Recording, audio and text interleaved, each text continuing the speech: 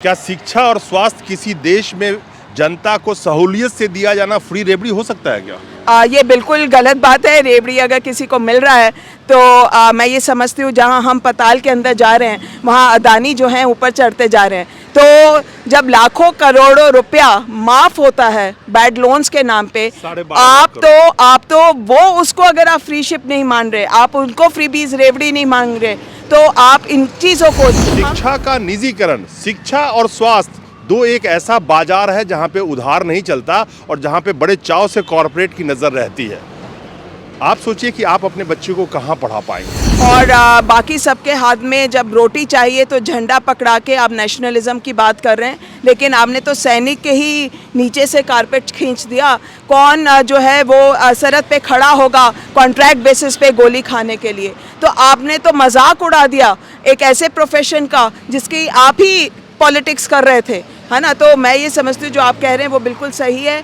अगर लोग मार्जिनलाइज्ड होंगे, और मैं समझती हूँ हम सबको डरना चाहिए। श्रीलंका से अगर हमने नहीं सीखा और हम नहीं चेते तो मुझे लगता है कि ये बहुत बड़ी भूल होगी। बड़ी अच्छी बात आपने कही है, मुझे बड़ा इंटरेस्टिंग बात आपने कही है। श्रीलंका हंगर इंडेक्स में 64 नंबर पे है, भारत 107 नंबर पे पहुंचा है। जिस श्रीलंका को आप कोस रही है ना, जनता बता रही है ना, वो श्रीलंका अभी भी 64 नंबर पे है। हमारा पड़ोसी पाकिस्तान, बांग्लादेश, भूटान, भारत सबसे नीचे है। ये पॉलिसीज़ हमें मार रही हैं, ये भाग्य हमें नहीं मार रहा, आपकी पॉलिसीज़ ने हमें मारा है। और किसानों ने सुपरस्टिशन और इन सब से हटकर अपनी लड़ाई को जीता है इस सरकार के खिलाफ।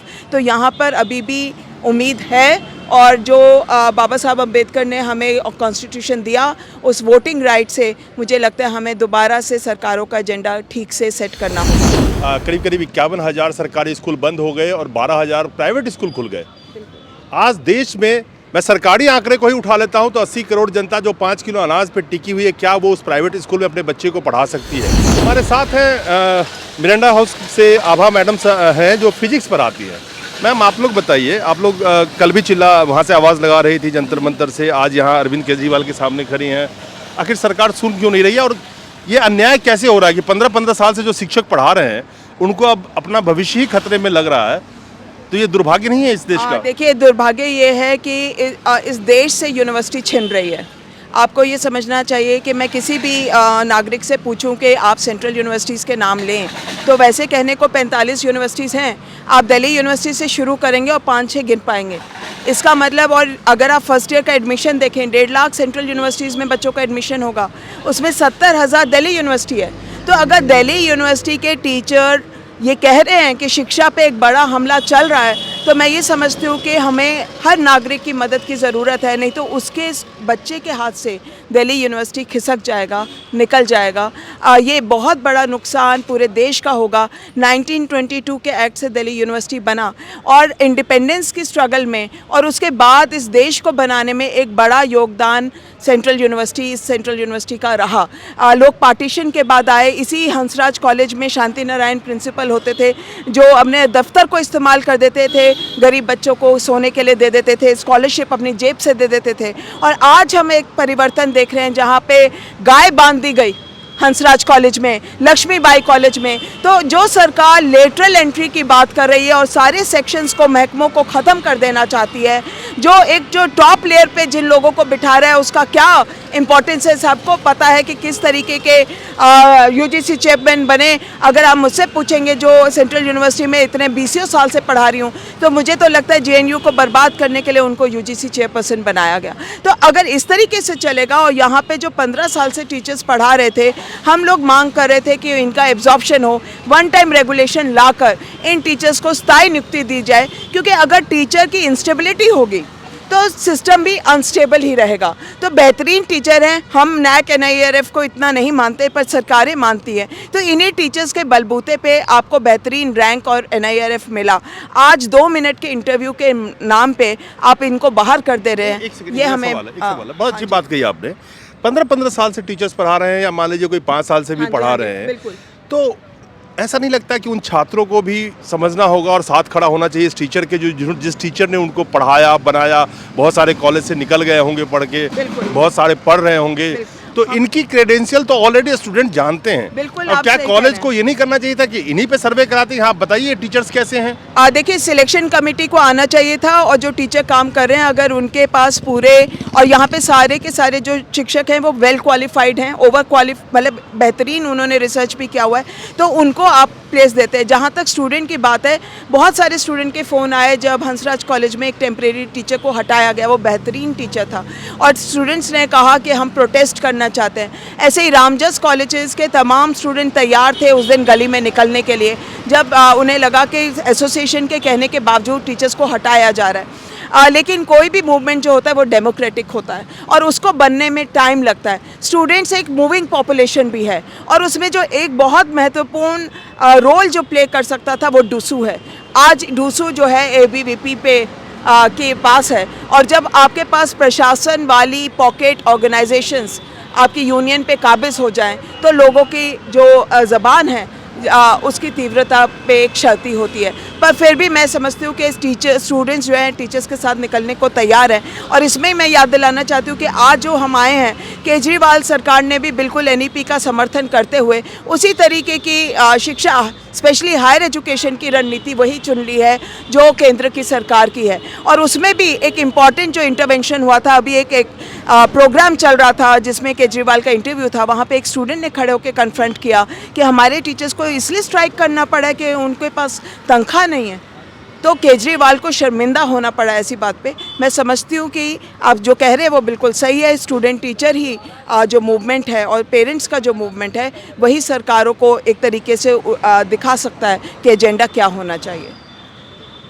इस देश में शिक्षा का निजीकरण बहुत तेज़ी से किया जा रहा है। मैंने एक आंकड़ा अभी बताया आपको कि किस तरह से करीब करीब 51,000 सरकारी स्कूल बंद हो गए और 12,000 प्राइवेट स्कूल खुल गए। आज देश में, मैं सरकारी आंकड़े को ही उठा लेता हूं तो 80 करोड़ जनता जो 5 किलो अनाज पे टिकी हुई है, क्या वो उस प्राइवेट स्कूल में अपने बच्चे को पढ़ा सकती है?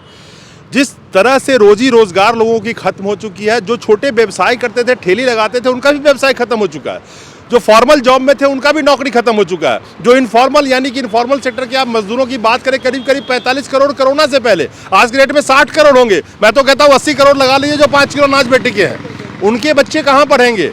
इसी देश में और निम्न वर्गीय लोग हैं। लेकिन शिक्षा का निजीकरण, शिक्षा और स्वास्थ्य दो एक ऐसा बाजार है जहाँ पे उधार नहीं चलता और जहाँ पे बड़े चाव से कॉरपोरेट की नज़र रहती है। आप सोचिए कि आप अपने बच्चे को कहाँ पढ़ा पाएंगे। और अगर ये टीचर्स, ये गुरु आज चिल्ला रहे हैं कि जो गवर्नमेंट के कॉलेजेस हैं, जो गवर्नमेंट की यूनिवर्सिटीज़ हैं, वहाँ पे पढ़ाई भी अच्छी होनी चाहिए, शिक्षक भी अच्छे होने चाहिए, गुरु भी अच्छे होने चाहिए, ये आवाज़ आपके लिए उठा रहे हैं। ना कि आप सोचें कि इनकी तो नौकरी चले हो, 15 साल कर लिया इन्होंने, हो जाएगी, आवाज़ भी लगा रहे हैं। लेकिन आपके नौनिहाल, आपके बच्चे भविष्य जो दुनिया में चलना शुरू करेंगे, उनका भविष्य किधर जा रहा होगा, उसकी कल्पना जब आप करेंगे, और अगर कर सके तो आपको एहसास होगा कि ये जो गुरु हैं वो अपने शिष्य के भविष्य के लिए भी उतना ही चिंतित है जितना अपने भविष्य के लिए आवाज़ लगा रहे हैं। तो आप सोचिए कि आप अपने बच्चों को क्या शिक्षा दे पाएंगे? स्कूल, कॉलेज, हायर एजुकेशन किस यूनिवर्सिटी में पढ़ा पाएंगे? किसी प्राइवेट यूनिवर्सिटी में उसको पढ़ा पाएंगे आप? किसी प्राइवेट कॉलेज में उसको पढ़ाने के लिए आप बचे हैं? आपकी जेब अलाउ कर रही है? कोई घर, मकान, जमीन, जायदाद, बीबी के गहने बचे हैं इस कोरोना के बाद से, जिसको आप बेच के सोच रहे हैं उसको भी पढ़ा लूंगा? नहीं बचे होंगे शायद। आप सही कह रहे हैं। और ये आज का देश जो है युवा देश है हमारा। 50% जनता जो है 25 साल से कम उम्र की है। तो हम तो स्ट्रॉन्ग नेशन तब बनेंगे जब पब्लिक फंडेड हेल्थ सिस्टम होगा और पब्लिक फंडेड एजुकेशन होगा, और एम्प्लॉयमेंट में आप सरकारी नौकरी को एक इम्पॉर्टेंट चीज़ मानेंगे। जो सरकार सैनिक के नाम के ऊपर पॉलिटिक्स करती है, उसने उसी को अग्निवीर बना दिया। इससे हमें समझना चाहिए कि इन सरकारों के लिए एजेंडा भी हमें ही सेट करना होगा, और उसका फोकस वही है जो आपने कहा। Thank you. एक सवाल बड़ा अच्छा आपने, मेरे दिमाग में आ गया, क्या शिक्षा और स्वास्थ्य किसी देश में जनता को सहूलियत से दिया जाना फ्री रेबड़ी हो सकता है क्या? ये बिल्कुल गलत बात है। रेबड़ी अगर किसी को मिल रहा है तो मैं ये समझती हूँ जहाँ हम पताल के अंदर जा रहे हैं वहाँ अदानी जो हैं ऊपर चढ़ते जा रहे हैं। तो जब लाखों करोड़ों रुपया माफ़ होता है बैड लोन्स के नाम पे, आप तो वो उसको अगर आप फ्री शिप नहीं मान रहे, आप उनको फ्री बीज रेवड़ी नहीं मांग रहे, तो आप इन चीज़ों को, हम इनकम टैक्स इसलिए लेते हैं क्योंकि हमारा अनइवन डेवलपमेंट है। जहाँ तक डेवलपमेंट नहीं पहुँचा, जहाँ वहाँ पे सरकार का दायित्व होता है कि वो डेवलपमेंट करे। एजुकेशन और हेल्थ दो ऐसी चीज़ें हैं जिसमें सरकार को ही निवेश करना चाहिए। आज़ादी के बाद अगर हम यहाँ तक आए हैं, इसलिए आ पाए थे क्योंकि ये संस्थान थे, लोगों के पास सहूलियत थी, पढ़ लिख कर वो सरकारी स्कूलों से आज IAS ऑफिसर एक बने। बात बड़ी अच्छी आपने बोली है, क्योंकि हमारी जो देखेंगे ना उसमें से बहुत सारे ऐसे लोग हैं चिल्ला पड़ेंगे इनकम टैक्स। 6% जनता करीब इनकम टैक्स देती है, बिल्कुल। तो बाकी जो 94% जो हैं वो इनडायरेक्ट टैक्स तो भी तो देती है। जो नमक खरीदते हैं उसमें भी तो GST दे रही है ना, सब कुछ दे रही है। दे तो रही है हर ना। सारे तो के टैक्स सारे देंगे। इनकम जितना आप टैक्स रेवेन्यू क्रिएट करते हैं वो एक इवन डिस्ट्रीब्यूशन की ओर, इवन डेवलपमेंट की ओर ले जाने के लिए है। और उसी के अंदर शिक्षा और आपका हेल्थ जो है वो फ्रीबीज नहीं है, वो रेवड़ी नहीं है। ये एक नागरिक का हक है। अगर आप कॉन्स्टिट्यूशन पढ़ेंगे, कॉन्स्टिट्यूशन कहता है कि एजुकेशन पब्लिक गुड है, और वो ये कहता है कि पब्लिक गुड इसलिए है क्योंकि अगर आपने इसको स्ट्रेंथन नहीं किया, अगर एजुकेट नहीं किया, तो हाशिए पे जो अगर लोग खड़े रह गए तो आपकी डेमोक्रेसी भी स्ट्रेंथन नहीं होगी। फ्री बीज कैसे हुआ? जो भी चीज दी जा रही है जनता को, या तो जनता जनता ही के पे टैक्स करे। से, और आइदर वर्ल्ड बैंक और IMF से लोन लेकर के, वो कर्ज भी तो जनता के ऊपर ही चल रहा है ना। तो नेताजी कौन सा घर से फ्री बीज दे रहे हैं, ये बताइए मुझे, कौन जमीन जायदाद बेच के दे वो रहा है? तो जनता का रुपया जो है बैंकों से लेकर अदानी अंबानी को दे रहे हैं। मैं समझती हूँ कि ये बहुत बड़ा क्राइम है। और बाकी सबके हाथ में जब रोटी चाहिए तो झंडा पकड़ा के आप नेशनलिज्म की बात कर रहे हैं, लेकिन आपने तो सैनिक के ही नीचे से कारपेट खींच दिया। कौन जो है वो सरहद पे खड़ा होगा कॉन्ट्रैक्ट बेसिस पे गोली खाने के लिए? तो आपने तो मजाक उड़ा दिया एक ऐसे प्रोफेशन का जिसकी आप ही पॉलिटिक्स कर रहे थे, है ना। तो मैं ये समझती हूँ जो आप कह रहे हैं वो बिल्कुल सही है। अगर लोग मार्जिनलाइज्ड होंगे, और मैं समझती हूँ हम सबको डरना चाहिए। श्रीलंका से अगर हमने नहीं सीखा और हम नहीं चेते तो मुझे लगता है कि ये बहुत बड़ी भूल होगी। बड़ी अच्छी बात आपने कही है, मुझे बड़ा इंटरेस्टिंग बात आपने कही है। श्रीलंका हंगर इंडेक्स में 64 नंबर पे है, भारत 107 नंबर पे पहुंचा है। जिस श्रीलंका को आप कोस रही है ना, जनता बता रही है ना, वो श्रीलंका अभी भी 64 नंबर पे है। हमारा पड़ोसी पाकिस्तान, बांग्लादेश, भूटान, भारत सबसे नीचे है। तो ये बताइए, जिस श्रीलंका की हम बात करते हैं वो श्रीलंका आज के हालात में भी हमसे बेहतर है। बिल्कुल सही कह रहे हैं। और ये मुझे लगता है सारे लोग देखें और इस चीज़ को सोचें। सबसे बड़ा सवाल यही है आज के दिन में, जो शिक्षा के ऊपर हमला हो रहा है वो इसलिए ताकि सरकार समझती है कि लोगों के पास क्यों जैसा सवाल छूट जाए, उसके हाथ से क्यों निकल जाए, वो सोचना बंद कर दे।